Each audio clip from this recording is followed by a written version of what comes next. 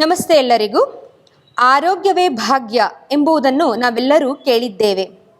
ಅದರಲ್ಲಿಯೂ ಮಹಿಳೆಯರ ಆರೋಗ್ಯವು ಒಂದು ಮನೆಯ ಯಶಸ್ಸು ಹಾಗೂ ಸಮಾಜದ ಸಮತೋಲನಕ್ಕೆ ಕಾರಣವಾಗುತ್ತದೆ.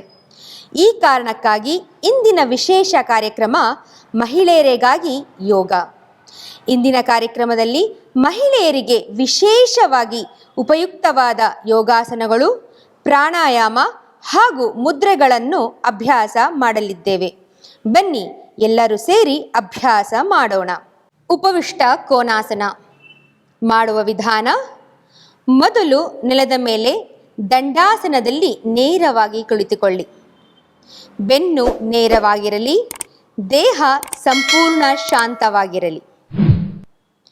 ನಂತರ ಎರಡೂ ಕಾಲುಗಳನ್ನು ಬದಿಗಳತ್ತ ಅಗಲವಾಗಿ ಚಾಚಿಕೊಳ್ಳಿ.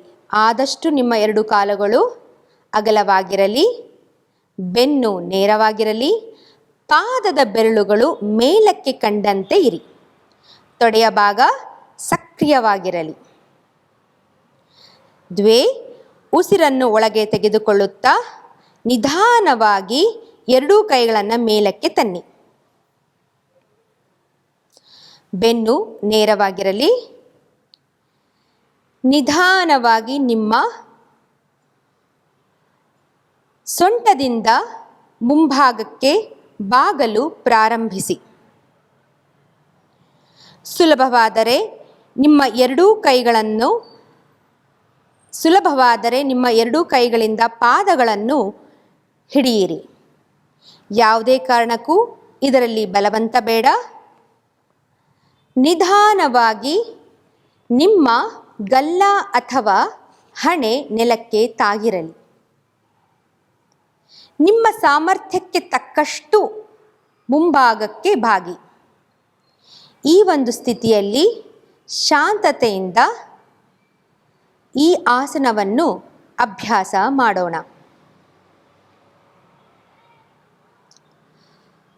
ನಂತರ ಉಸಿರನ್ನು ತೆಗೆದುಕೊಳ್ಳುತ್ತಾ ನಿಧಾನವಾಗಿ ಮೇಲಕ್ಕೆ ಬಂದು ಎರಡೂ ಕೈಗಳನ್ನು ಮೇಲಕ್ಕೆ ಎತ್ತಿ ನಿಮ್ಮ ಬೆನ್ನಿನ ಹುರಿಯನ್ನು ಆದಷ್ಟು ನೇರವಾಗಿಟ್ಟುಕೊಳ್ಳುತ್ತಾ ಎರಡೂ ಕೈಗಳನ್ನು ನಿಧಾನವಾಗಿ ಕೆಳಗೆ ತಂದು ಮೂಲ ಸ್ಥಿತಿಗೆ ಬನ್ನಿ. ಉಪವಿಷ್ಟ ಕೋನದ ಪ್ರಯೋಜನಗಳು: ತೊಡೆ ಹಾಗೂ ಆಮ್ಸ್ಟ್ರಿಂಗ್ಗಳ ಲವಲವಿಕೆಯನ್ನು ಹೆಚ್ಚಿಸುತ್ತದೆ.